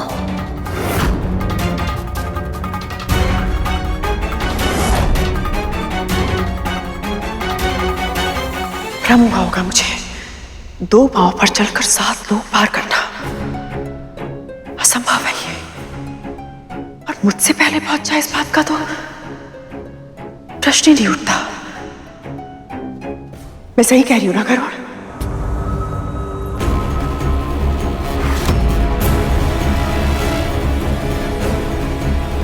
अपनी माँ को छोड़कर अपनी महारानी को ले आया। बड़ा स्वामिनी भक्त है तू। क्या हुआ? वैसे तो बहुत बोलता है तू, आज जीभ काट क्यों बन गई तेरी? क्योंकि मेरी माँ ने मुझे संस्कार और शिष्टाचार दोनों सिखाए दीदी। और मुझे आभास है कि मैं किसके द्वार के सामने खड़ा हूँ, मुझे क्या बोलना चाहिए और कितना बोलना चाहिए। चलता हूँ। आज्ञा दीजिए महारानी, वैकुंठ में प्रभु नारायण प्रतीक्षा कर रहे होंगे।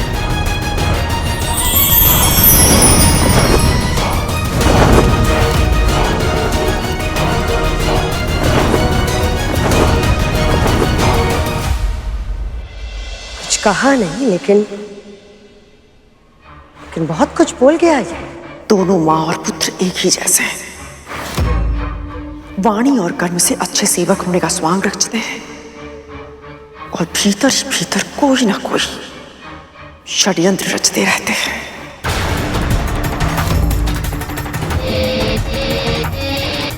कद्रू, तुम्हारे चेहरे पर ये दाग,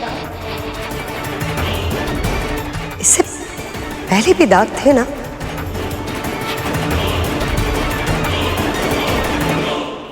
कितना अंतर है इन दोनों में। विंता माँ ने अपने मन के कोने कोने को स्वच्छ कर लिया, और यहाँ ये दोनों लक्ष्मी माँ की चौखट पर आकर भी झगड़ा कर रही है। नारायण नारायण, मैंने तो निमंत्रण भी नहीं दिया था, फिर भी असुर माता चली आई। न जाने माँ लक्ष्मी को इन अवांछित अतिथियों की उपस्थिति के बारे में जानकर कैसा लगेगा। आज उनके विवाह की पहली पूजा है और इसमें देवी तिथि का सम्मिलित होना शुभ संकेत नहीं है। क्या आपने निमंत्रित नहीं किया? कहीं ऐसा न हो कि उनके भीतर का असुर तत्व उत्सव का वातावरण देखकर और भड़क जाए,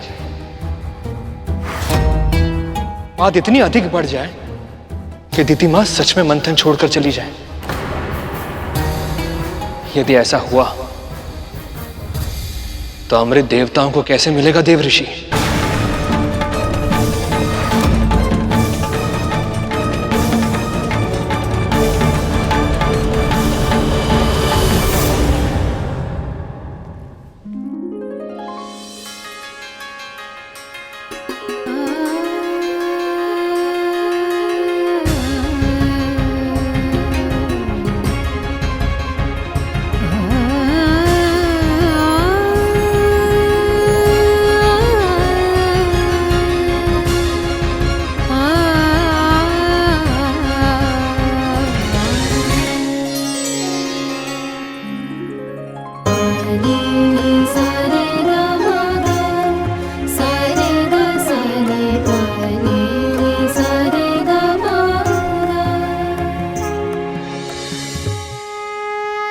ये देखिए, ये बहुत अच्छा है ना? निसंदेह बहुत सुंदर है, पर इससे अधिक नहीं। हाँ, ये तो बहुत अच्छा है, पर सखी लक्ष्मी पर ये बहुत जचेगा। ये उत्तम लगेगा इन पर, इसमें कोई संदेह नहीं है। पर इसे देखिए, ये और भी अधिक सुंदर लगेगा।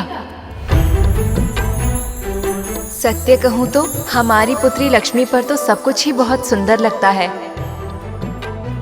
आप दोनों वाद विवाद ही करते रहेंगे या इन आभूषणों में से कोई एक चुनेंगे भी?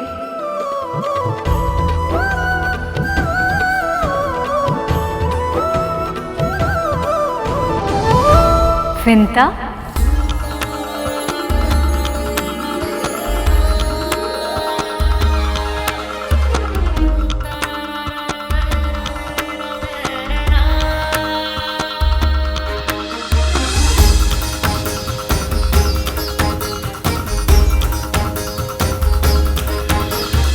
अच्छा हुआ तुम आ गई। यहाँ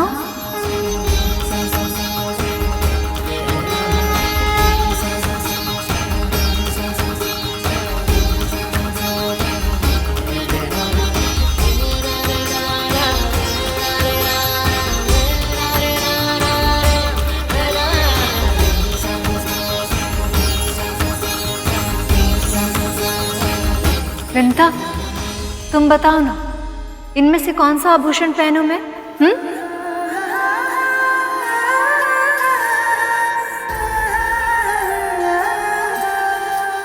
मैं बताऊं?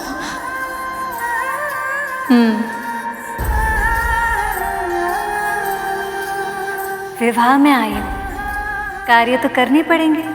और सत्य कहो, तुम्हारा सुझाव मेरे लिए अधिक महत्व रखता है। देवी, ये क्या कह रही हैं आप? इसमें आश्चर्य ही क्या है? भगवान का सबसे सुंदर रूप एक भक्त की दृष्टि से ही देखा जा सकता है।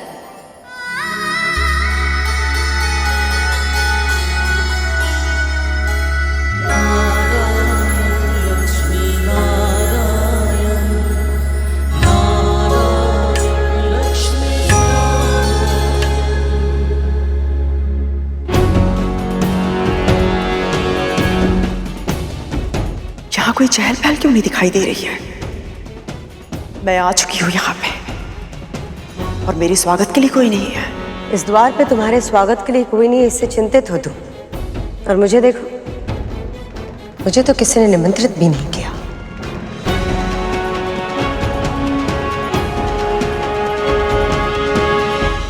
और फिर भी तुम यहाँ चली गई। कद्रू, अगर प्रश्न तुम्हारे पुत्रों की सुरक्षा का होता तो तुम भी यही करती। ये सत्य है कि मंथन के कारण देवताओं के साथ संधि हुई है हमारी, पर अभी भी संदेह समाप्त नहीं हुआ मेरा। ये सब मेरे पुत्रों के साथ षड्यंत्र करे, ये होते हुए नहीं देख सकती मैं।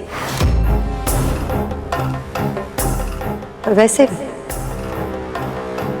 भी अब जब मैं आ गई हूं तो इन सबको स्वागत सत्कार करना ही पड़ेगा मेरा। और स्वागत सत्कार है क्या कदम? मेरा महत्व इतना अधिक है कि आज अखंड ज्योत की रीत में देवी लक्ष्मी वही दिया जलाएंगी जो मैं भेंट करूंगी, क्योंकि मेरा दिया सबसे सुंदर है।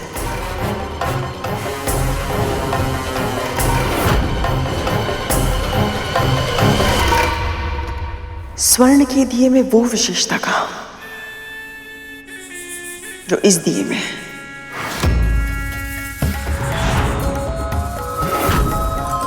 देख लेना तुम, देवी लक्ष्मी मेरे इस उपहार रूपी दिए को ही अपने अखंड सौभाग्य का दीप बनाएगी।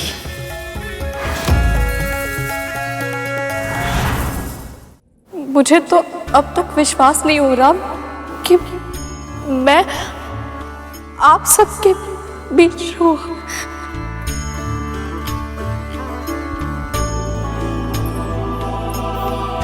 अब हुआ विश्वास?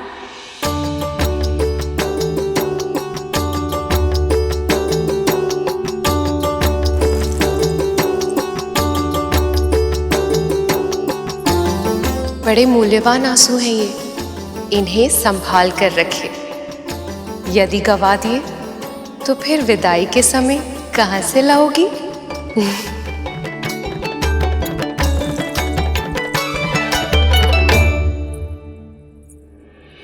सत्यवंता, तुम्हारा मुस्कुराता हुआ मुख देखकर इतनी प्रसन्नता होती है।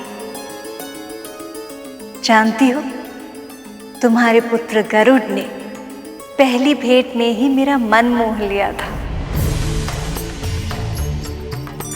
अब पता चला उसे ये विशेषता कहाँ से मिली।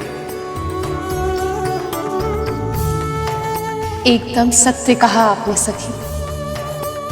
आपके पुत्र ने इस मंथन में साहस, धैर्य और सूझबूझ का अद्भुत परिचय दिया है। और पता है इससे क्या पता चलता है कि तुमने अपने पुत्र को कितने अच्छे संस्कार दिए हैं।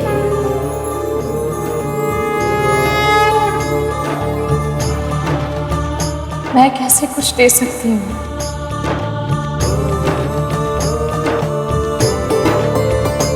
देने वाली तो आप हैं देवी। आप सबकी कृपा दृष्टि मेरे परिवार पर बनी रहे, और कुछ नहीं चाहिए मुझे।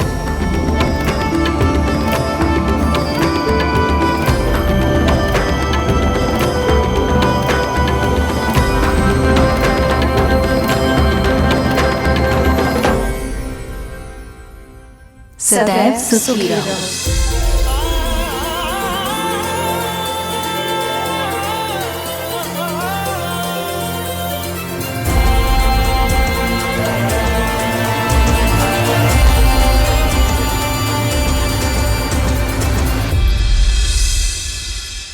उठो विंता,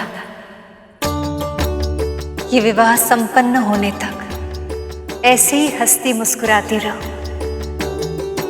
तुम्हारे जीवन में जो भी कष्ट और दर्द थे वो सारे मेरे चौखट में छूट गए हैं।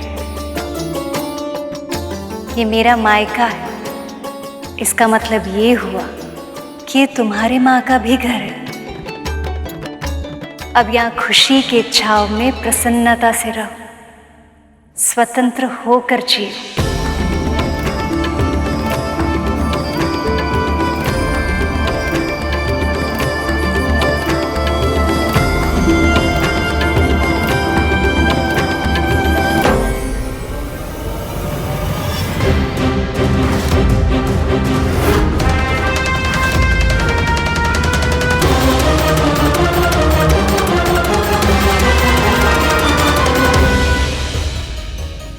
मूषक जी, तनिक शीघ्रता कीजिए, अन्यथा विलंब हो जाएगा। प्रयास तो कर रहा हूँ प्रभु, किंतु इससे अधिक वेग से नहीं चल पा रहा। यदि मूषक जी इसी वेग से चलते रहे तो हम वैकुंठ समय पर पहुँच ही नहीं पाएंगे। ये विंता मुझसे पहले कैसे पहुंच गई यहाँ? तुम्हें क्या लगता था कद्रू? दत्तात्रेय ने से केवल दर्शन दिया है, कोई विशेष शक्ति या आशीर्वाद नहीं दिया। इसका पुत्र तो पहले से ही शक्तिशाली था, पर अब देखो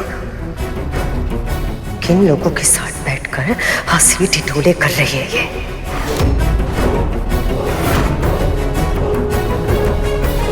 कद्रू, तुम्हें निमंत्रण तो मिला पर स्वागत नहीं, और उसे देखो कितना विशेष सम्मान मिल रहा है उसे।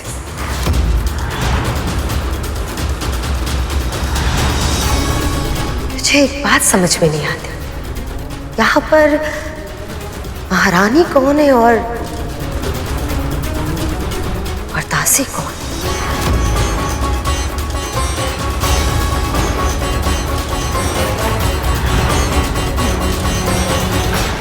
मेरे घाव पर नमक छिड़कने से तुम्हारे स्वयं के घाव कम नहीं होंगे। वैसे तुम्हें तो निमंत्रण भी नहीं आया था, है ना दीदी?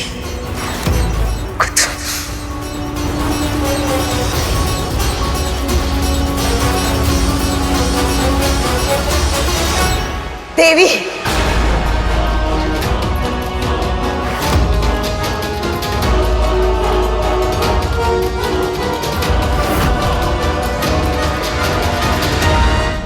ये कैसा पक्षपात है देवी?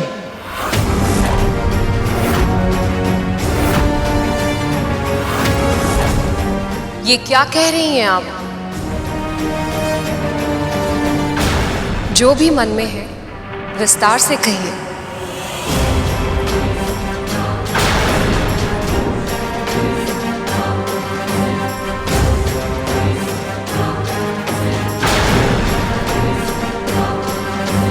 ऐसा कुछ भी नहीं है, ऐसा कुछ भी नहीं देवी जो आप नहीं जानती। जो कुछ हो रहा है आपके संकेत से ही हो रहा है। पर यदि फिर भी आप मुझसे कहलवाना चाहती हैं तो ठीक है, मैं यहां सबके सामने कह देती हूं। देवी लक्ष्मी और विष्णु ने संधि के नियम तोड़े हैं। हमेशा की तरह हम असुरों के साथ पक्षपात हुआ है। जब मंथन की आवश्यकता थी तो नारद कैसे हाथ छोड़कर पीछे पीछे चले आए, और आज दृष्टि चुराकर बिना निमंत्रण दिए चले गए। देव ऋषि, क्या ये सत्य है? जी प्रभु, मैंने जानबूझकर असुरों को आमंत्रित नहीं किया है।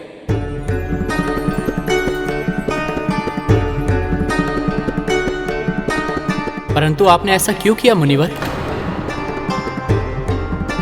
अब व्यर्थ में ही उन्हें द्वेषपूर्ण बातें करने का अवसर मिल जाएगा।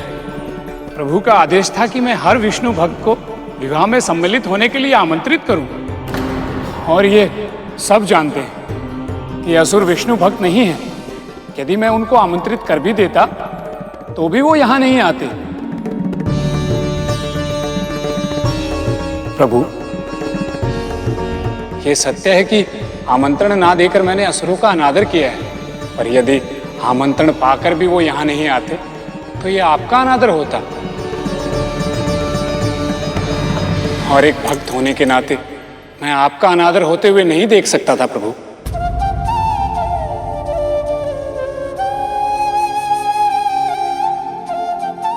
आपके तर्क काटे हैं देव ऋषि, किंतु बिना निमंत्रण के देवी दीति लक्ष्मी के पास पहुंच गई और वहां उत्सव के वातावरण में कड़वाहट घोल रही हैं।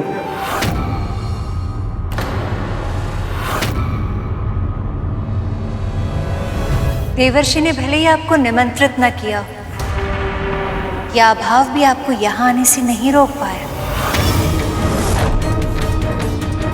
जिसे जहां होना होता है वो वहां पहुंच जाता है, फिर चाहे कोई कितना भी प्रयास क्यों ना करे, वो उसे रोक नहीं पाता।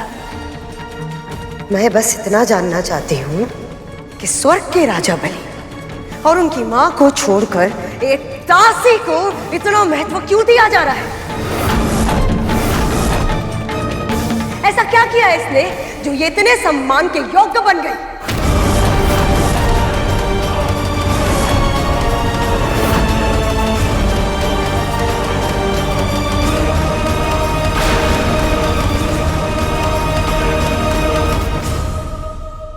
कैलाश, इसका अर्थ है यदि हम इतनी ही मंद गति से चलते रहे तो मेरे पहुंचने से पहले ही विवाह संपन्न हो जाएगा।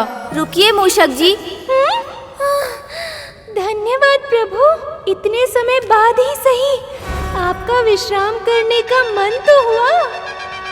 विश्राम नहीं, परिवर्तन करना है मुझे। परिवर्तन प्रभु? हाँ, योजना में परिवर्तन। आप मेरे हाथ पर चढ़ जाइए, मैं चल कर जाऊंगा। प्रभु, ये क्या कह रहे हैं आप? मैं आपका वाहन हूँ। अपने स्वामी के ऊपर चढ़कर मैं यात्रा का आनंद। तो मत लीजिएगा आनंद, पर चढ़िए तो सही। पर मैं कैसे? आप ऐसा क्यों कह रहे हैं प्रभु? क्योंकि मेरे मन में क्रूरता नहीं है और आपके पाँवों में गति। आपकी बात मानी तो विवाह का आनंद लेने से चूक जाऊंगा। वहाँ मामा श्री विष्णु प्रतीक्षा कर रहे होंगे और मामी श्री भी तो मेरे आगे दिया जलाने के लिए तैयारी कर रही होंगी। अब चलिए, चढ़िए मेरे हाथ पर। यदि गणेश जी शीघ्र यहाँ न पहुंचे तो ना जाने कितने और विघ्न उत्पन्न होंगे। है।